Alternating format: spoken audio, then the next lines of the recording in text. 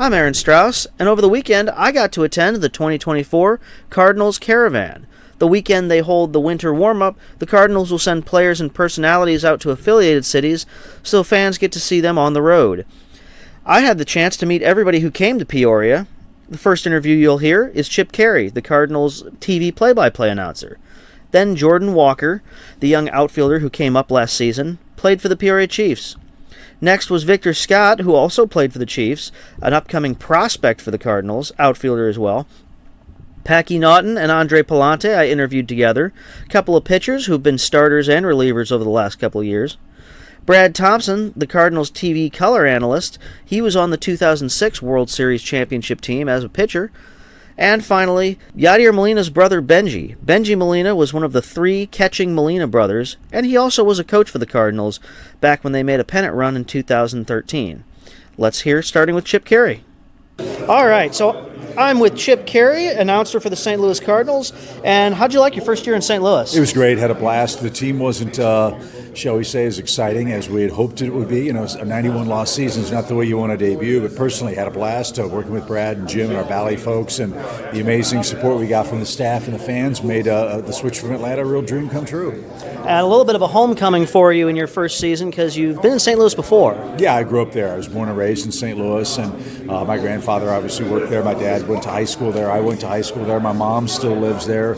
So yeah, it was a homecoming of sorts, and my roots run deep there. I joke that I was conceived after a game at Old Sportsman's Park, and I want to be clear that wasn't during the game, but after the game. And my grandparents were there their whole lives, and it's been fun going back and seeing all the old haunts I used to visit as a kid in St. Louis, finding out the places my dad and my granddad used to hang out. And the great thing about our town is that as it ever evolves, so much stays the same. So it felt just like the day I left when I was going to college. Now, obviously, you have some really close influences in your broadcasting career.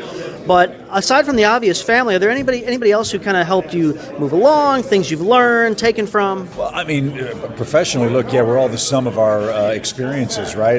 To be sitting in the same chair, ostensibly, that Jack Buck sat in is an unbelievable honor. And whoever I pass that opportunity to, I hope that they'll find the place was in better shape than when I found it, and that they can carry the torch proudly forward. But yeah, I mean, all the guys that are here have gone out of their way to welcome me, to make me feel like I'm part of their group, and I think that's what's really made this transition so much more easy for me. Is I'm not the new guy. I've been around a while. They kind of know who I am. And that's the great beauty of our business, is we develop these friendships and relationships even though we don't work together all the time. And so when I was able to step in, knowing John Rooney and Ricky Horton and Brad Thompson and Jim Edmonds, we've become fast friends, and that's really what you hope to have happen.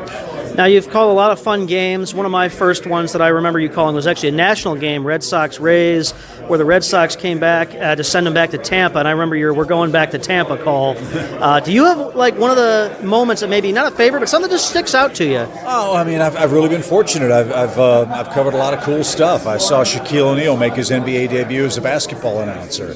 Obviously, I got to work with my dad and grandfather as a kid doing a game at Wrigley Field.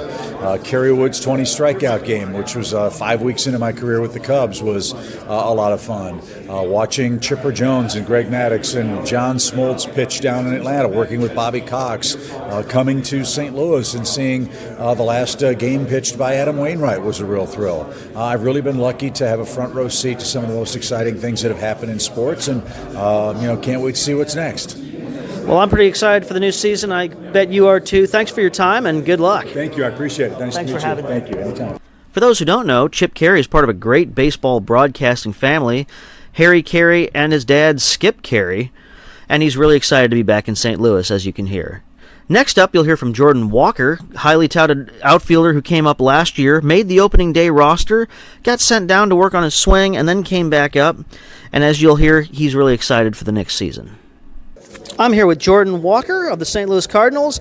And Jordan, how was the first season as a big leaguer? Oh, man, as fun as you can imagine it to be, man. Ever since I was little, thought of playing in the big leagues, and then I got my opportunity. So you can only imagine how that was. Just truly mind-blowing. I've never experienced anything like it. Do you have any specific goals for the 24 season? Specific goals? No, I don't have any specific goals yet. I have some, things that I want to work on, like being more productive in the outfield. But when it comes to stats-wise, I don't have any specific stats goals yet. And that leads me to the next one. So you're an infielder by trade. A lot of people know that. How comfortable are you? How comfortable are you in the outfield? And then something that I always kind of notice. You're a third baseman. You'd think maybe left field, but they play you a lot in right. Is there a preference there? Yeah. When I was in AA and I played a little bit of outfield in AA, I started out in right field and played most of my games over there, just a little bit more comfortable in right field. But yeah, I like left field. I like all the outfield positions, left or right. But just right field just came a little bit more comfortably to me. It's settling in. I know, I've played baseball. I was an infielder. I transitioned to outfield. It's a little awkward, and we could see you getting more comfortable as the season went on. How'd that feel to you? Oh, a lot better. At the beginning of the season, yeah, it was rough, but at the end of the season, it wasn't where I wanted to be at either, but it was just a lot better. It's all about making progress. You can't try to expect to make myself do too big of a jump at one time, so it's all about making progress, and as long as I'm making progress, then that's a good thing. Well, you're making leaps and bounds because, you're young, you jumped through the minor leagues, and it was really cool to see you make the opening day roster. What was Cardinals opening day like? Oh, my God. I've never seen anything like that. God, the fans, the trucks, the Clydesdale, man, it was sick. I got to actually pet one up close. I've never done that before on opening day, but it was just an unbelievable feeling, and I've just never seen just a place that joyful or just warm, welcoming for sure.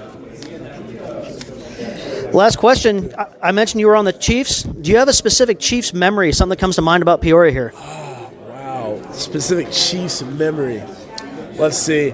I do remember it was one of the last at-bat. Actually, no. I remember going to Quad Cities, and if you remember our teammate Leandro Cedeno, he hit one of the furthest balls I've ever seen, and when we were on the Chiefs, and he hit it by the Ferris wheel. And I remember just everybody just we were in shock. I've never seen a ball hit that far before. Until I got to the big leagues, of course. But just having that moment, sharing with him, and then talking about it, joking with him about it. That's probably the first thing that comes into my mind. Well, last question for you, just more of a fun one. Is there one of the outfielders or players on the team that you kind of latched onto as like a mini mentor throughout last season? Oh, yeah, definitely. Just looking at Tommy play, looking at Newt play, T.O., all those guys, really. If I watch them, I can always learn something from them. That's really all, you got to focus on. Well, thank you so much, and I hope you have a fantastic season. I appreciate it, man. Thank you. A lot of people in St. Louis are excited because Jordan had a really nice rookie year, but he might have a breakout coming up this next season. Another former Chief, Victor Scott.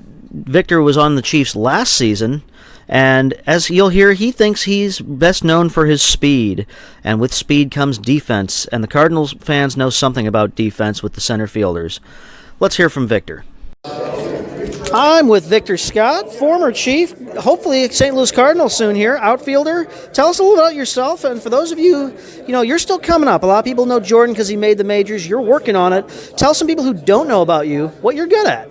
I would say probably what I'm best at is speed. It's kind of what I'm known for, but also like defensive ability. But I was kind of alluding to it actually earlier today that everybody in the major leagues kind of has a superpower, and my superpower just happens to be speed. So it's probably what I'm best at, honestly.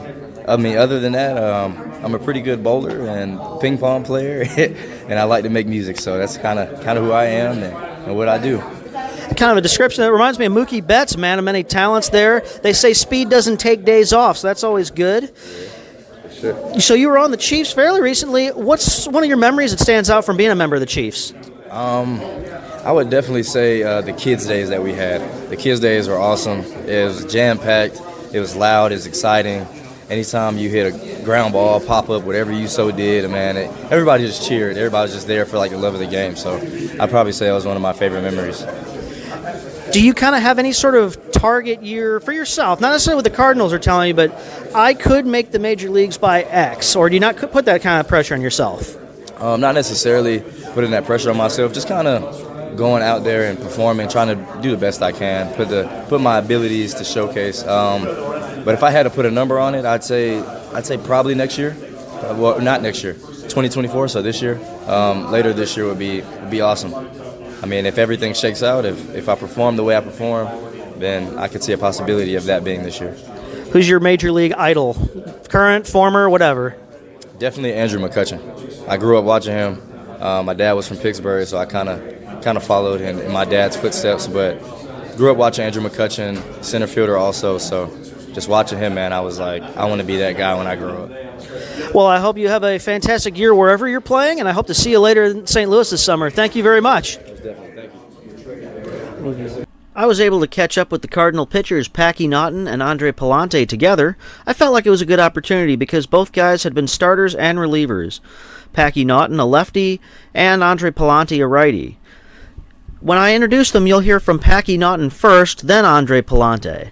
Let's hear what the guys have to say. I'm with Packy Naughton and Andre Pallante, a couple of guys who are pitchers for the Cardinals. They've pitched as relievers, as Cardinals, relievers and starters. What do you gents like doing better, relieving or starting? I like relieving better. I just think it's more you're in the game 24/7. You got to know it's your time to go, and you just got to be ready to throw whenever. So I like that kind of adrenaline rush. But I do love starting too. You get a routine and everything, but I'd say relieving. I feel like for me personally, like it's definitely entertaining to be out of the bullpen, and I like being up in the big leagues and being at that level. I feel like me personally, I perform better as a starter. I think it helps me be a little bit more consistent when I throw 100 pitches as opposed to 10, 15 pitches. So I feel like over that course of time, I actually get better. So that's where I feel like I'm at my best. You guys were both around in 22, the Albert Pujols Yadier Molina send-off. How awesome was that to be part of? That was really, really cool. Obviously growing up, and those are two guys you look up to from childhood up until the day you're lucky enough to share a locker room with them. So just being a small part of it and being able to witness the two greats go out the way they did, it was really something special. Yeah, I mean, it was really cool. I mean, I remember I played as them my first video game was 2006 MLB, and they obviously Cardinals won the World Series that year, so that was a big thing. And I remember playing as Pujols was batting as him, and Molina, and pitching as Wainwright and stuff like that. It was really just a cool experience for me to get to meet those guys in person and get to talk to them. They're really great baseball players. So now, Packy, you're from Boston. Did you follow the Red Sox when you were younger? And what was one of your big Red Sox memories? Yeah, I definitely followed the Red Sox. I live really close to Fenway Park, and actually my high school is across the street from Fenway, so I spent quite a bit of time down around the Red Sox. I'd say a cool memory growing up is probably the first parade in '04. I remember sitting and watching in awe and seeing how awesome it was that they finally brought a championship back to Boston, and just kind of taking all that in and hoping to bring that to St. Louis one day. And Andre, what's one of your childhood baseball memories? I mean, there's countless of them. My dad took me to a lot of baseball fields growing up. So, I went to Angel Stadium, Dodger Stadium, Padre Stadium. My dad, our family's from back east in Ohio, and we went to some Cincinnati and Cleveland games and Yankees games. So, really, just any game I went to with my dad really is a fond memory, and that's really what got me into the game. Well, thank you, gentlemen. I hope you have a fantastic year in St. Louis. Moving from current pitchers to former pitchers, next I have Brad Thompson, who was on the '06 World Series team and is now the primary color commentator for the St. Louis Cardinals on Bally Sports Midwest. Thompson also takes time to work for 101 ESPN St. Louis, and he's been on shows like The Fast Lane. It's one of my favorite shows to listen to. And let's hear what he has to say about his career and the season coming up. I'm with Brad Thompson, former Cardinal pitcher, now radio personality, announcer on Fastlane on ESPN 101 in St. Louis. I love the show, actually. It's one of my favorite things to listen to. I appreciate it. The Fast Lane is, I think, one of the most fun things that I have ever done. Now, this is my first year of not doing that show full time anymore. The TV role expanded for me a little bit with the Cardinals broadcast, but still join those guys all the time. Love it, and just have never pictured my life being in the media side of things, but I'm really enjoying things over here. Yeah, it's a good time. Obviously, I've been with my family involved in radio, TV, etc., and then now I co-host on the show in Peoria on 101 ESPN. So they were talking the other day on the show about a lot of fans are a little frustrated with the Cardinals spending, so to speak. But one of the guys on the show, they were saying it shouldn't be frustrated with the spending. Maybe it's who are we picking, who are we going after. And I think the Cardinals have allocated money pretty well. I know people wanted to see like Yamamoto, but Sonny Gray is a pretty darn good pitcher. They got themselves a good one. Talk about him. Yeah, look, first of all, I think that you're going to have a faction of the fan base that's not going to be happy unless you get Shohei Ohtani. And then you have some that are happy with whatever, and then most people fall right in the middle.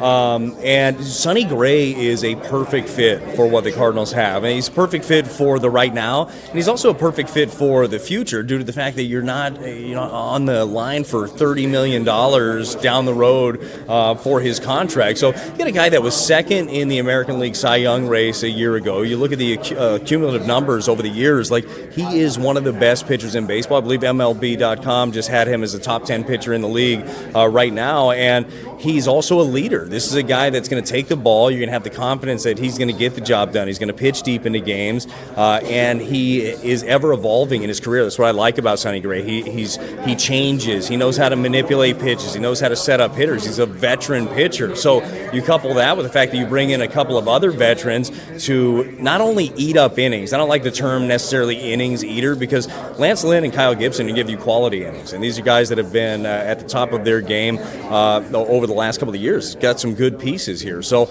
I think that they plugged some holes that they really needed. Starting pitching was really bad for the Cardinals a year ago. I think that's going to be a lot better, and hopefully, fingers crossed, this is a team that's healthy this year, something they didn't have last year.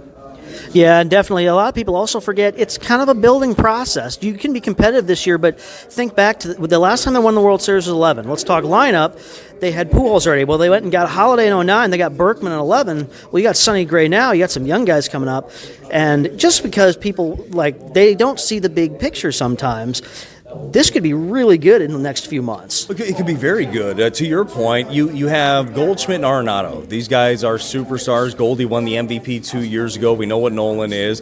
You've got young stud talent. Guys like Jordan Walker, Mason Wynn, Victor Scott is on the way. You have got a lot of good pieces. So lineup-wise, you feel like you're in good shape, and didn't even mean to leave out Contreras, who's a monster with the bat. You've got a great lineup. So if this pitching, in my opinion, stays together, and especially early on, if they stay together, this team's got a great chance. The Central Division is not the AL East. The Cardinals have a great chance of winning this division. You win the division as 2011 and 2006. It will show you never know what might happen.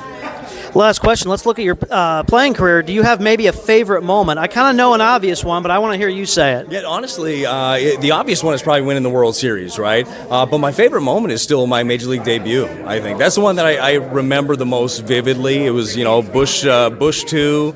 It was Mother's Day 2005, and I remember just trotting in from the bullpen and looking around and realizing, holy cow, there are a lot of people here. I remember throwing my last warm-up pitch to Yadier Molina. He throws it down, it gets thrown around the horn, and Scott Rowland is playing third base. He walks up the ball to me and jokes around. I said, man, a lot of people here, huh? Well, good luck. And I just remember it like it was yesterday. So that's probably my most vivid memory, is just the first one. Well, thanks so much, and have a great season in the booth. I appreciate it. Thank you. My final guest is Bengie Molina, Yadier Molina's brother, but also one of the 3 catching Molina brothers. Won a World Series with his brother in Anaheim, also played for the Texas Rangers when they lost the World Series to the San Francisco Giants in 2010, and then joined the Cardinals as a coach, and eventually now as a broadcaster on the Spanish broadcasts.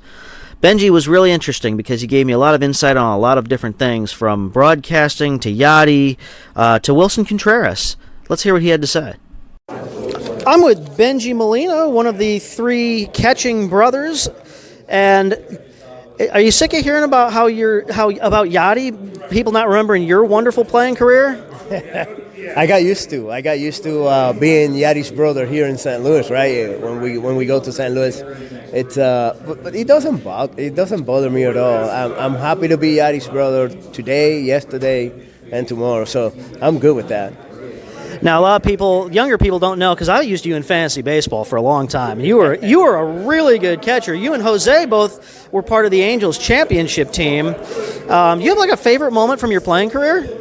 My favorite moment was when we won in 2002 with the Angels, and my brother was actually there, and we got to celebrate the whole parade and all that stuff with my brother. So that's one of them. The other one could be easily going to the World Series with the Cardinals and Yadi. Even though we lost it in 13, but still we made it there. And the cycle, man, that you cannot go out without, mentioning the cycle. Those 3 moments for me are the top. A lot of people don't know. I remember this. You were the assistant hitting coach with the Cardinals during the 2013 pennant run, and that was a pretty darn good team. That was the team that they got on base, they got in. Kind of an old school mentality. You're not looking for the home run, but you could hit it. Do you think maybe we need to get back to that? Not just talking about the Cardinals. Like, in general, forget the 3 true outcomes. Get on base, get them in.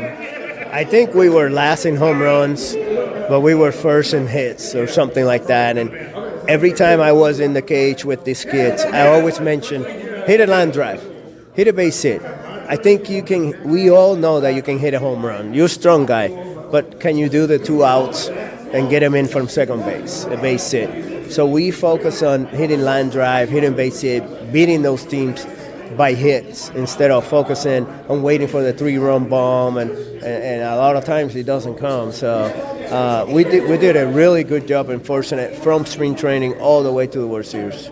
How are you enjoying your new announcing career? I love it. I really do love it. I have no career in play-by-play. I tell you that. But color, it's real easy for me. It comes out real easy. Talking about baseball, about a play, about a bunt, about a change in the bullpen, whatever. But anything like that, it comes out easy. So I'm enjoying every bit of it. You obviously have a lot of extensive knowledge as a former catcher.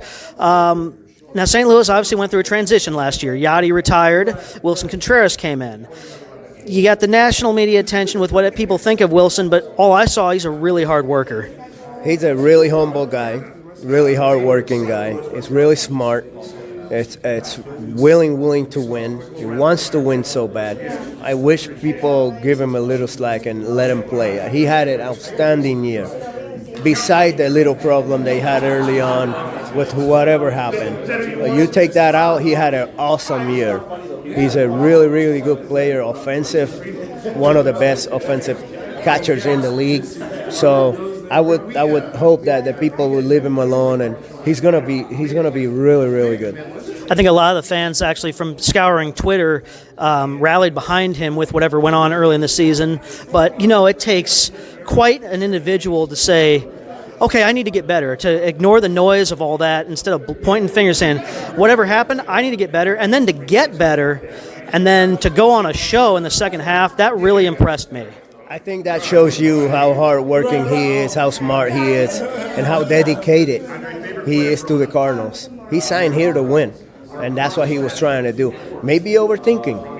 Maybe he was trying to overthink. He didn't see these guys, many of them. I think 17 players were in the baseball classic at some point. You saw how Michael started the year. You saw how Wainwright started on the IL and things like that. So that didn't help either.